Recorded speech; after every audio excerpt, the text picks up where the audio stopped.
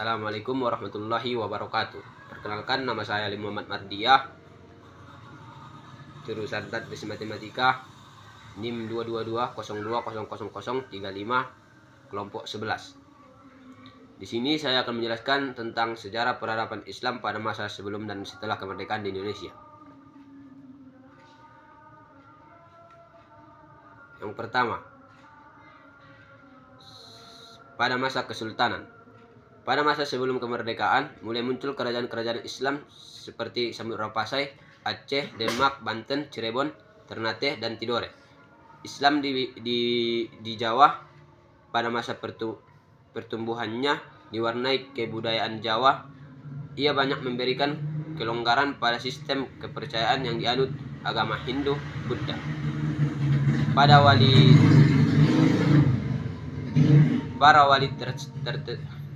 wali terutama Wali Songo sangatlah berjasa dalam mengembangkan agama Islam di Pulau Jawa.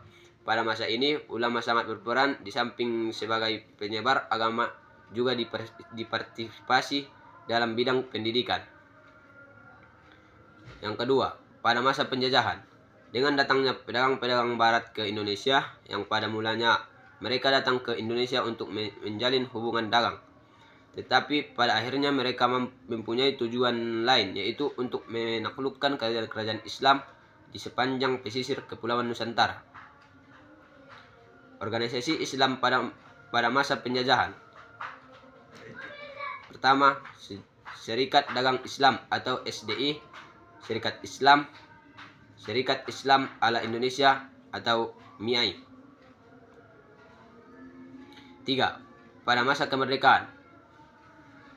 Islam di Indonesia telah diakui sebagai kekuatan cultural. Tetapi Islam dicegah untuk merumuskan bangsa Indonesia menurut versi Islam. Perkembangan selanjutnya pada masa Orde Lama.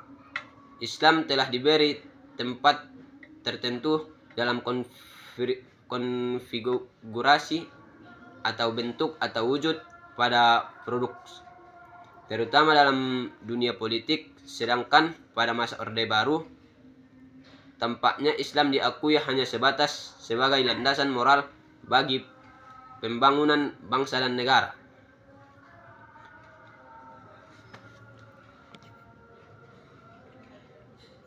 Sejarah peradaban Islam di Indonesia setelah kemerdekaan. Kemerdekaan dalam konteks negara adalah bebas daripada kuasa penjajah. Islam melihat arti kemerdekaan meliputi soal kenegaraan dan individu. Pada masa sesudah kemerdekaan, dibentuklah suatu lembaga yang bernama Departemen Agama atau dulu namanya Kementerian Agama. Didirikan pada Kabinet Syahrir yang mengambil keputusan tanggal 3 Januari 1946 untuk memberikan sebuah konsensi kepada kaum muslim, dan pemerintahannya didasarkan atas asas Pancasila dan Undang-Undang 1945. Sila-sila dalam Pancasila itu sendiri, jika dikaitkan dengan ajaran syariat Islam, akan ditentukan kesamaannya dalam Al-Quran sebagai sumber utama ulama Islam setelah mengemukakan dengan jelas yang kaitannya dengan Pancasila. Keadaan ini juga berpengaruh dalam berbagai bidang, yaitu pendidikan, Majelis Ulama Indonesia, hukum. Pendidikan. Perguruan tinggi Islam yang khusus terdiri dari fakultas-fakultas agama mulai dapat perhatian Kementerian Agama pada tahun 1950. Pada tanggal 28 September 1951, secara resmi dibuka perguruan tinggi baru dengan nama Perguruan Tinggi Agama Islam Negeri atau PTAIN.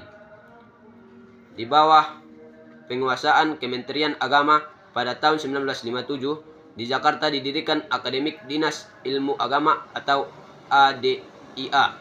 Akademik ini dimaksud sebagai sekolah latihan bagi para pejabat yang berdinas dalam pemerintahan dan untuk mengajarkan agama di sekolah.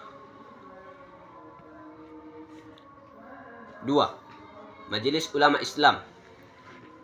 Pertama kali Majelis Ulama Islam Indonesia berdiri pada masa Soekarno setelah keamanan sudah dipulih dari pemberontakan DI/TII tahun 1961. Majelis Ulama ini bergerak dalam kegiatan-kegiatan di luar personal keagamaan. 3. Bidang hukum Islam. Usaha untuk mengundangkan peraturan perkawinan secara nasional sudah dimulai sejak tahun 1950 dengan berbentuk suatu panitia khusus yang diketahui oleh Tengku Muhammad Hasan. Di tahun pada bulan Januari 1974, kemantapan posisi hukum Islam semakin meningkat setelah Undang-Undang Peralihan Agama ditetapkan tahun 1987. Sekian dari saya. Kurang dan janggalnya saya mohon maaf, kepada Tuhan saya mohon ampun. Sekian, terima kasih.